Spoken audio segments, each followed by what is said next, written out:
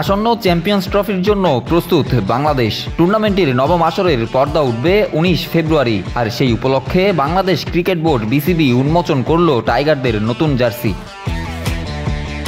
রবিবার সন্ধ্যায় সামাজিক যোগাযোগ মাধ্যমে এক ভিডিওতে নতুন জার্সি প্রকাশ করে বিসিবি। লাল সবুজের মূল থিমের উপর সোনালী রঙে বাঘের অবয়ব তুলে ধরা হয়েছে, যা প্রতীকীভাবে তুলে ধরেছে বীরত্ব আর গৌরবের প্রতিচ্ছবি।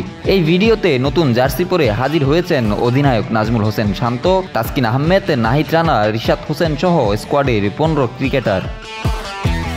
টুর্নামেন্টটিতে বাংলাদেশ তাদের প্রথম ম্যাচ খেলবে 20 ফেব্রুয়ারি দুবাইতে ভারতের বিপক্ষে। এরপর 24 ফেব্রুয়ারি নিউজিল্যান্ডের মুখোমুখি হবে টাইগাররা এবং 27 ফেব্রুয়ারি গ্রুপ পর্বের শেষ ম্যাচে তাদের প্রতিপক্ষ থাকবে স্বাগতিক পাকিস্তান।